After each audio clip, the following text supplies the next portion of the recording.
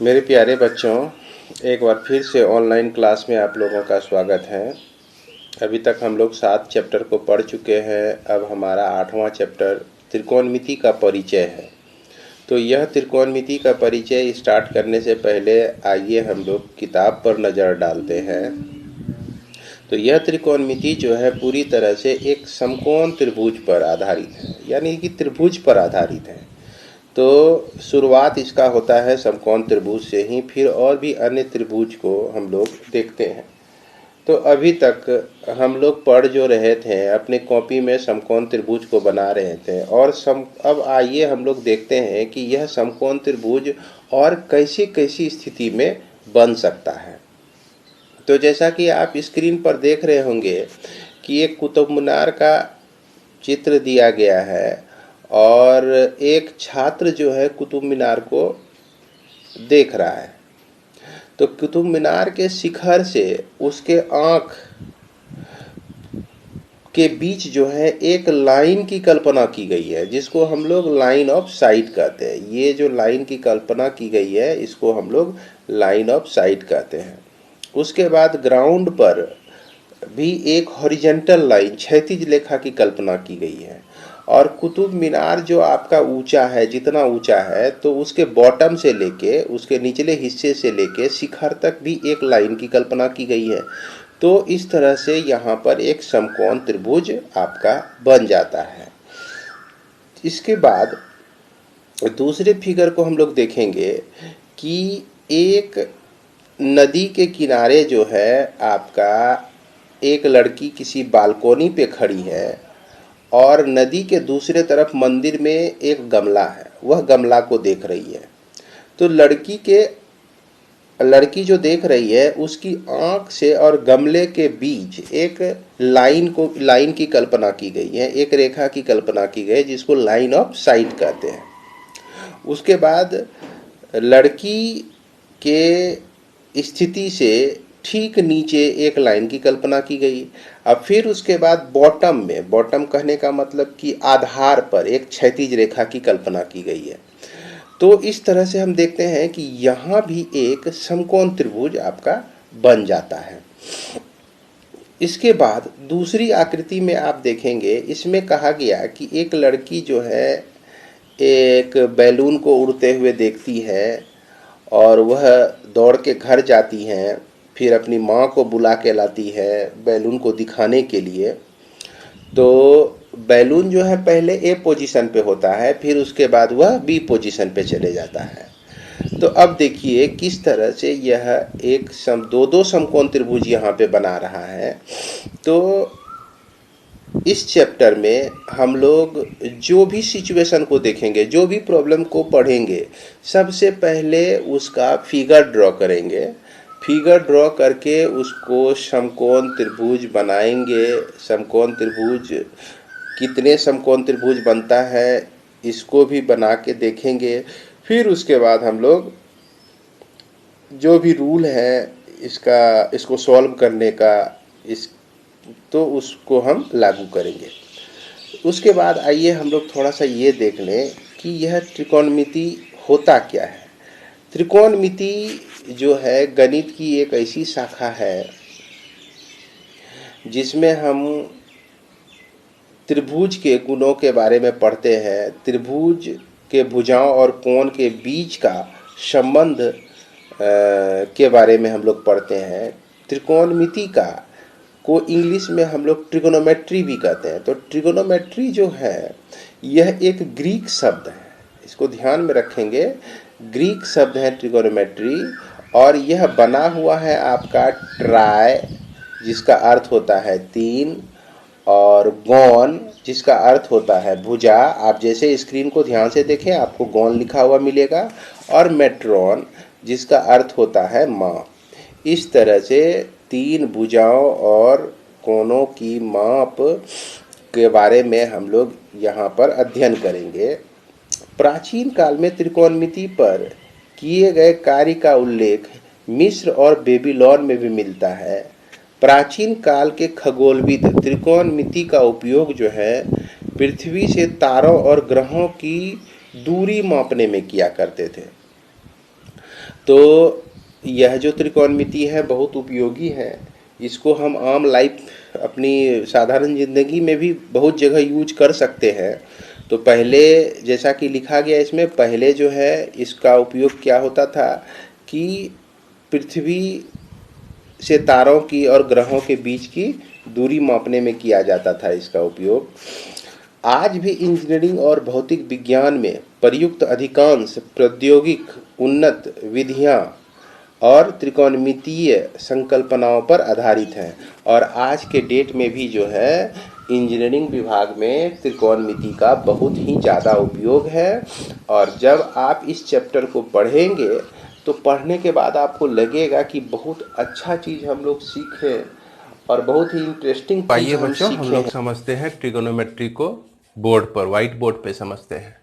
तो त्रिकोणमितीय अनुपात इसमें हम लोग को जानना बहुत ज़रूरी हो जाता है। जब हम इसको जान जाएंगे तो इससे रिलेटेड प्रॉब्लम को बनाने में दिक्कत नहीं होगी। जैसा कि आप बोर्ड पर देख रहे हैं कि ABC एक समकोण त्रिभुज है। तो यह जो समकोण त्रिभुज है इसमें एंगल A हमारा यहाँ पे है। तो इस एंगल A से जुड़ा हुआ एक भुजा है, तो इस भुजा को हम लोग कोण A की संलग्न भुजा कहते हैं, जिसको adjacent side of angle A कहते हैं। तो एंगल A के सामने भी एक भुजा है जिसका नाम है आपका BC।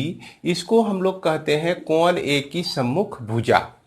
और यह जो आपका AC है इसको हम लोग कर्ण कहते हैं। तो इस तरह से किसी समकोण त्रिभुज के तीनों भुजाओं का किस तरह से नामांकन होता है यह आप देख लिए। उसके बाद इस दो भुजा को आप देख रहे हैं, इस दोनों भुजा में से कोई एक भुजा को हम आधार कहते हैं और एक भुजा को हम लोग लंब कहते हैं। तो लंब किसको कहते हैं और आधार किसको कहते हैं? हमेशा अगर कोण A की बात ली जाए, कोण A के परिप्रेक्ष्य में सोचा जाए, तो कोण A का जो सम्मुख भुजा है उसको हम लोग लंब कहते हैं और कोण A का संलग्न भुजा को हम लोग आधार कहते हैं। लेकिन अब दूसरे फिगर में यदि हम इस तरह से देखें कि C के बारे में, C को हम मेन मानकर, इसका एंगल मानकर इसको हम जब सॉल्व करने जा रहे हैं तो C की सम्मुख भुजा कौन सी हो गई? तो कोण C की सम्मुख भुजा आपका BC हो जाता है और कोण C का संलग्न भुजा आपका BA हो जाता है आपका सम्मुख भुजा, और BC हो जाता है आपका संलग्न भुजा, और इसको हम लोग कर्ण कहते हैं। इस तरह से अब इस दोनों भुजाओं में से कोई एक भुजा जो होगी आपका क्या कहलाएगा? आधार कहलाएगा, और दूसरा भुजा आपका लंब कहलाएगा। तो यहाँ पर लंब कौन सा कहलाएगा? तो लंब जो हमेशा होता है उसको हम लोग सम्मुख भुजा को लंब कहते हैं। तो यहाँ C के लिए, कोण C के लिए लंब कौन सा हो गया आपका? तो यहाँ पे लंब आपका हो गया BA हो गया लंब, और C का संलग्न भुजा ये है। तो इस एंगल C को जब हम लेते हैं तो इसके लिए हमारा बेस यानी कि आधार जो हो जाएगा आपका BC हो जाएगा। इस तरह से हम लोग इसको समझ गए होंगे कि क्या कौन सा लंब होता है और यह कौन सा आधार होता है। अब इसके बाद हम लोग लिखते हैं कि यह जो आपका लंब है, कर्ण है, कर्ण को हम लोग स्मॉल h से डिनोट करते हैं। इसको याद रखेंगे, कर्ण को हम लोग स्मॉल h से डिनोट करते हैं। सम्मुख भुजा यहाँ पर आपका हो गया P, जिसको हम लोग परपेंडिकुलर कहते हैं, और इसको स्मॉल p से इस भुजा को डिनोट करते हैं, सूचित करते हैं। और इस भुजा को यहाँ B से सूचित किया जाता है। तो इसको याद रखना है आपको। चूंकि बेस B से शुरू होता है तो इसीलिए बेस को हमेशा B से डिनोट किया जाता है, और लंब जो कि P से शुरू होता है परपेंडिकुलर, तो इसको हम लोग P से डिनोट करते हैं लंब को। इसी तरह से यहाँ पर देखिए संलग्न भुजा आपका ये हो गया, तो यह आपका बेस कहलाएगा, और यह आपका परपेंडिकुलर कहलाएगा, और यह आपका हाइपोटेनस कहलाएगा। तो यहाँ पर तीन साइड था, तीनों साइड का नामांकन हो गया। अब क्या होता है कि मैथमेटिक्स एक ऐसा सब्जेक्ट है जिसमें दो तीन सारा प्रॉब्लम जो है, सारा इसका जो टेक्निक है टिका हुआ है डेफिनेशन पे। एक डेफिनेशन सीखे आप, फिर उसी के आधार पर दूसरा डेफिनेशन बनता है, थोड़ा उसमें कुछ मिला दिए फिर दूसरा डेफिनेशन बन गया, फिर दूसरे डेफिनेशन में कुछ थोड़ा मिला दिए तो फिर तीसरा चीज का नामांकन हो गया। उसी तरह से अभी तक हम लोग कर्ण, आधार और परपेंडिकुलर तीन चीज जान चुके हैं। अब क्या हुआ कि अगर हम P/H कर दें और यहां पर B/H कर दें, तो ये क्या कहा, सबने माना इसको, तो परपेंडिकुलर बाय हाइपोटेनस यानी कि लंब बाय लंब बटे कर्ण को हम लोग क्या मानते हैं, साइन ऑफ एंगल। तो यहां पर देखिए लंब और कर्ण हम इस फिगर में ले रहे हैं, 1 में ले रहे हैं अगर, तो लंब हमारा हो गया ये और कर्ण हमारा हो गया H, तो यहां पर क्या हो जाएगा, साइन ऑफ एंगल A हो जाएगा। इसके बाद आधार, यह आपका B क्या होता है, आधार होता है, और यह आपका कर्ण होता है। तो इसको हम लोग मानते हैं कोसाइन ऑफ एंगल A। तो यह पहले फिगर के लिए ले रहे हैं, तो यहां हम लोग पहला लिख देते हैं इस तरह से। इसके बाद यदि हम लंब बटा आधार कर दें, यानी कि P/B कर दें, तो इसका तीसरा नाम दे दिया गया। सभी मैथमेटिशियन ने विचार किया कि इसका एक तीसरा नाम दे देते हैं। इसका तीसरा नाम आपका टेंजेंट ऑफ एंगल A होता है। अब एक चीज यहां पे समझिए कि साइन ऑफ एंगल A को शॉर्ट में लिखते हैं हम लोग, साइन A लिखते हैं। कोसाइन ऑफ एंगल को हम लोग लिखते हैं शॉर्ट में, कॉस A लिखते हैं। और टेंजेंट ऑफ एंगल A को लिखते हैं हम लोग शॉर्ट में, टेन A होते हैं। तो इस तरह से आप इसको याद रखें कि साइन A बराबर P/H, कॉस A बराबर B/H और टेन A बराबर P/B। तो इस तरह से आपको यह फॉर्मूला याद रखना है और इसको मैं आगे बढ़ाता हूं। इसके बाद यहां पर देखा जाए कि और इसमें 3 होते हैं रेशियो। अगर हम इसको उल्टा दें, H/P लिख दें, तो इसको हम लोग कहते हैं कोसिकेंट ऑफ एंगल A, यानी कि कोसेक ऑफ एंगल A। उसके बाद H/B कर दें, इसको हम उल्टा दें, तो इसको हम लोग सेक A लिखते हैं। और B/P कर दें, इसका रेसिप्रोकल कर दें, तो इसको हम लोग लिखते हैं कॉट A।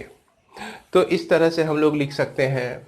इसके बाद हम लोग देखें कि दूसरे फिगर के लिए किस तरह का कंडीशन बनता है। तो दूसरे फिगर में आप देखिए कि एंगल C को लिया गया है, एंगल C को कंसीडर करके यह फिगर को बनाया गया है।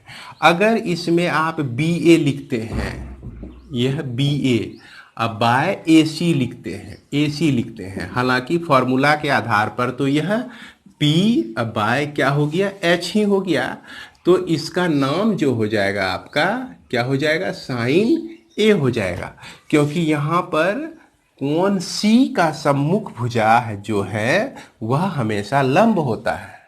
तो फॉर्मूला के आधार पर यहाँ भी लंब बटे कर्ण का जो फॉर्मूला में कहता है वह चीज आता है। लेकिन इसमें ध्यान देने वाली बात है कि इसका जो साइड है इस एंगल के आधार पर यह चेंज हो जाता है। अब यदि हम यहाँ पे लें CB/AC ले, तो CB हालांकि यहाँ पर क्या है, आपका बेस बन गया है। इसको हम लोग बेस कह सकते हैं, बेस कहेंगे किसके लिए, एंगल C के लिए। तो एंगल C को लेने के कंडीशन में इसको हम लोग बेस कहेंगे। तो बेस बाय H हो गया।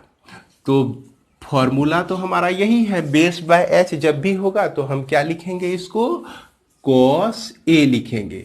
इसी तरह से अब यदि हम यहाँ पर क्या ले ले, बी ए ले ले, अब बाय इस बी सी ले ले, तो यहां पर देखिए इस कंडीशन में बी ए क्या है आपका, परपेंडिकुलर है, और बी सी क्या है आपका, बेस है। तो बेस है यह, इसको हम लोग क्या लिखेंगे, यहां पे क्षमा करेंगे, ये आपका टेन साइन सी हो जाएगा, कॉस सी हो जाएगा, टेन सी हो जाएगा। क्योंकि यहां पर एंगल हम लोग सी को रखकर इसके बेस और परपेंडिकुलर को डिसाइड कर रहे हैं, तो इसीलिए यहाँ पर हम लोग लिखेंगे एंगल सी को लिखेंगे। यह इसको सुधार लें कृपया, तो यह सी को लिखेंगे। इसी तरह से अब यदि हमको टेन सी लिखना है तो कॉट सी लिखने के लिए क्या करते हैं हम लोग, सिर्फ इसका रेसिप्रोकल ले लेते हैं, बी को ऊपर और इसका पी को नीचे कर देते हैं। उसके बाद यदि हमको इस तरह से लिख दे एच बटा बी लिख दे, तो इसको हम लोग कहते हैं सेक सी कहते हैं। अब यदि इसका रेसिप्रोकल ले ले, इसको उल्टा कर दे, तो एच बाय पी लिख दे, तो इसको हम लोग कोसेक सी कहते हैं। इस तरह से आप लोग इसको याद रखिए, साइन कॉस, साइन सी, कॉस सी, टेन सी, कॉट सी, सेक सी और कॉसेक सी। इसको हम जनरल फॉर्म में sine theta, cos theta, tan theta भी लिख सकते हैं। तो एक सिस्टमेटिक ढंग में हम इसको फिर से लिख रहे हैं और इसको आप लोग जरूर याद कर लेंगे। तो इसमें अभी तक हम लोग जान चुके हैं क्या,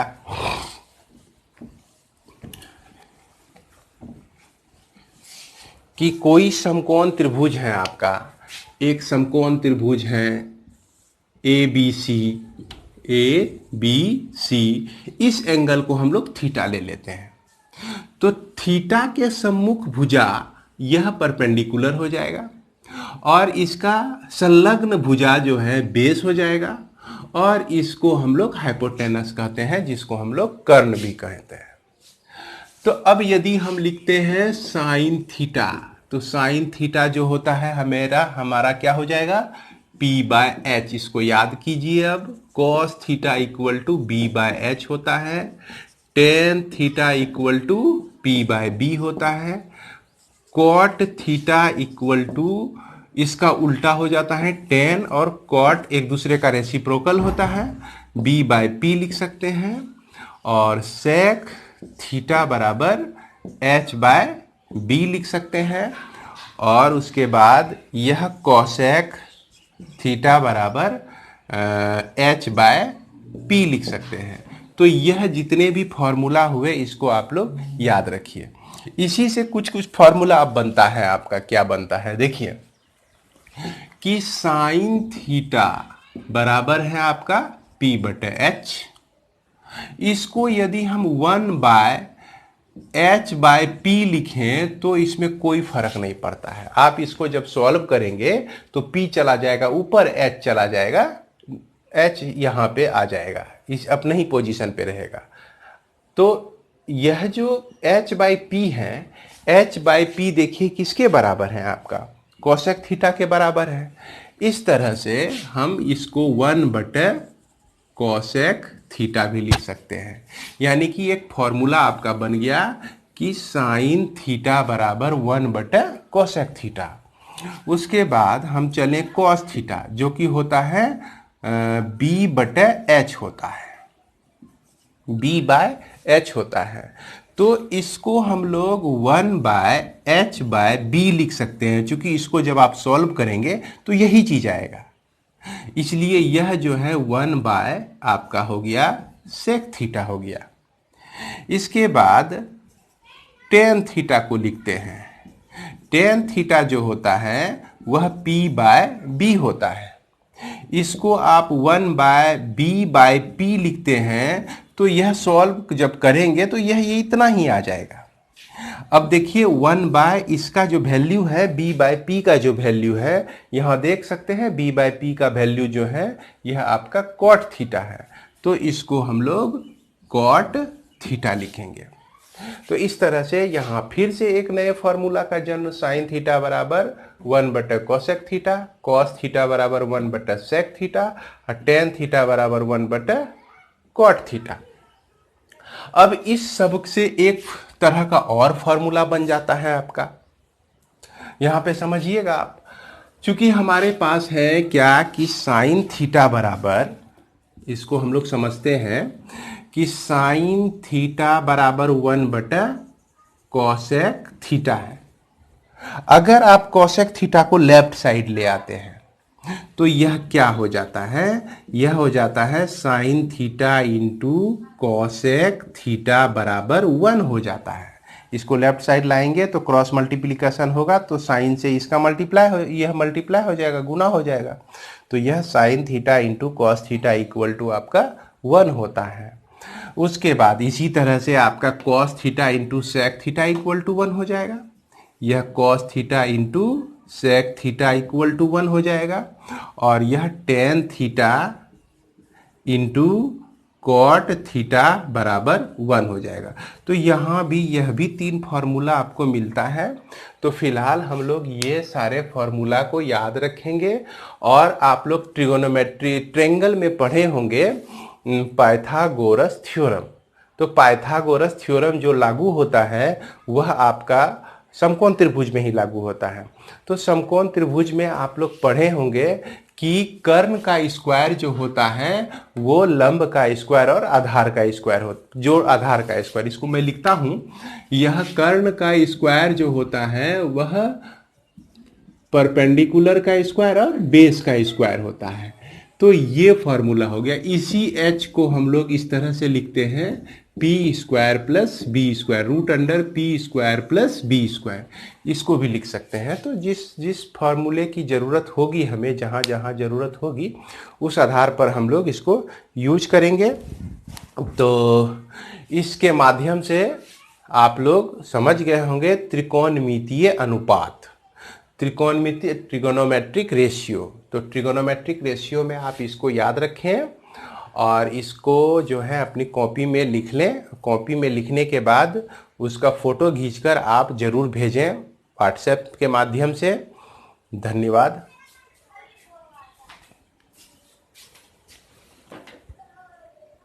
एक्सरसाइज 8.1 के कुछ प्रॉब्लम को देखते हैं।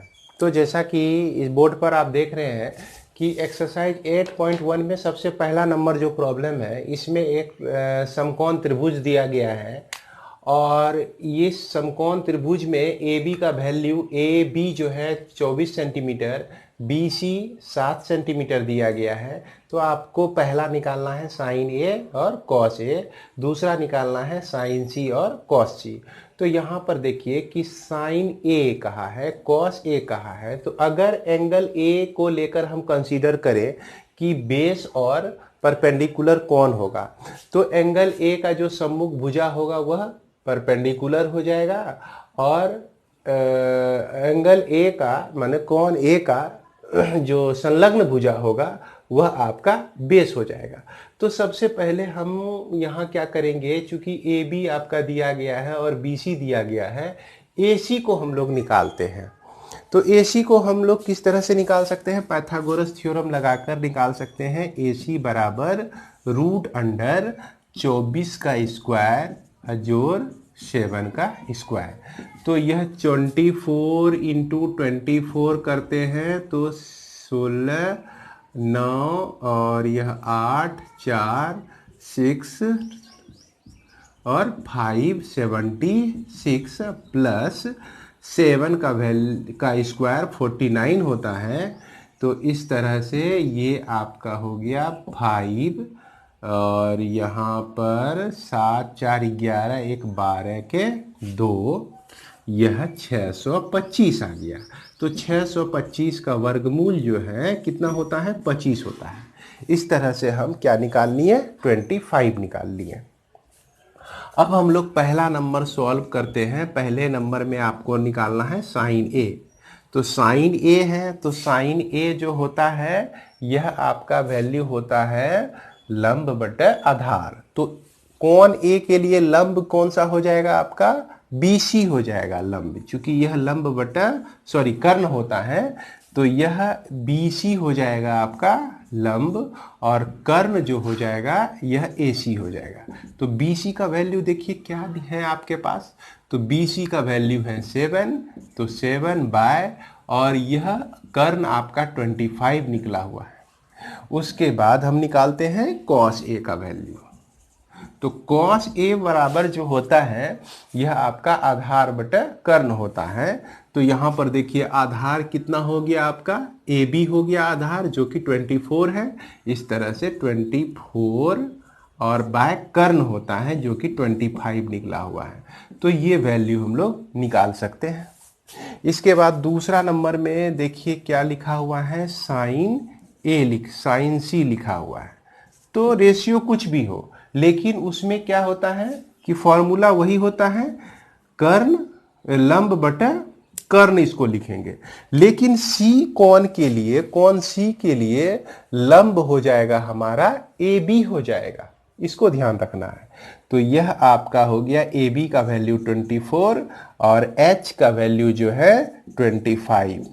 उसके बाद यदि हम कॉस सी लेते हैं, तो कॉस सी कॉस है तो इसको हम बेस बी बाय एच ही लिखेंगे, लेकिन एंगल सी के लिए बेस हो जाएगा आपका 7, बेस हो जाएगा 7 और कर्ण हो जाएगा 25। इस तरह से हम इसको सॉल्व कर सकते हैं। इसके बाद चलते हैं हम लोग क्वेश्चन नंबर 2 में। तो क्वेश्चन नंबर 2 में देख रहे हैं कि कर्ण दिया गया है, उसके बाद यह लंब दिया गया है, यह आधार आपको नहीं दिया गया है। तो इस आधार को हम लोग निकालते हैं। तो आधार को निकालेंगे तो हाइपोटेनस यानी कि कर्ण का स्क्वायर और यह लंब का स्क्वायर माइनस हो जाएगा। तो 13 का स्क्वायर माइनस 12 का स्क्वायर, तो 169 माइनस 144, तो यह आपका निकल गया 25, यानी कि यह वैल्यू आपका आ गया 5। तो क्यू आर आपको मिल गया 5 मिल गया। अब इसके बाद हम लोग को निकालना है इसमें tan p minus cot r। तो हालांकि tan p जो होता है वह जो होता है लंब बटा आधार होता है। तो एंगल p के लिए लंब कौन सा हुआ, तो p का जो सम्मुख भुजा होगा वह लंब होगा, और आधार 12 हो जाएगा। तो 5 बटे इसको 12 लिखेंगे, या तो क्यू आर बटे पी क्यू लिखेंगे, क्यू आर बटे पी क्यू लिखेंगे। अब कॉट आर के लिए देखिए, कॉट जो होता है यह आपका क्या होता है, आधार बटे लंब होता है। तो आर के लिए आधार यह हो गया 5 जो कि क्यू आर ही हुआ, तो यह भी क्यू आर बटे यह भी पी क्यू हो जाएगा। तो क्यू आर का वैल्यू देखिए हम लोग कितना निकाले हुए हैं 5, और पी क्यू का वैल्यू 12, अब 5 बाय 12, तो यह माइनस होने से क्या हो जाता है, 0 हो जाता है।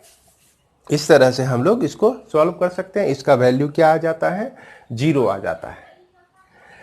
इसके बाद हम लोग आगे देखते हैं।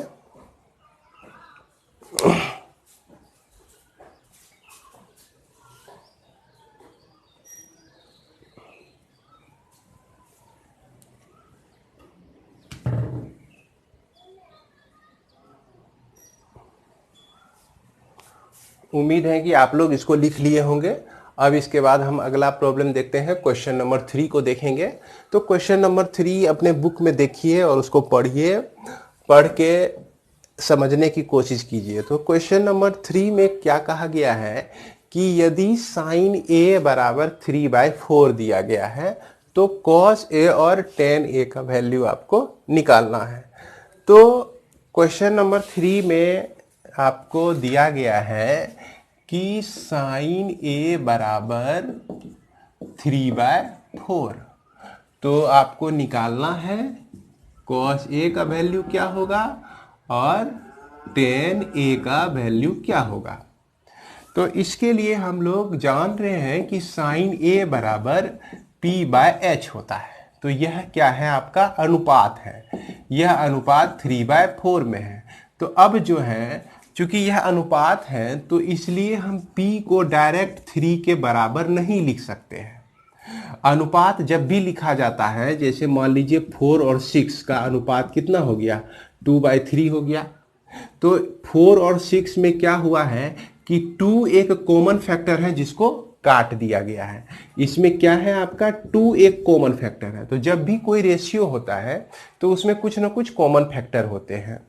जैसे मान लीजिए 10/15 है, तो इसमें दोनों में कॉमन फैक्टर क्या है, तो यह 2 × 5/3 × 5, ये 5 इसका कॉमन फैक्टर है।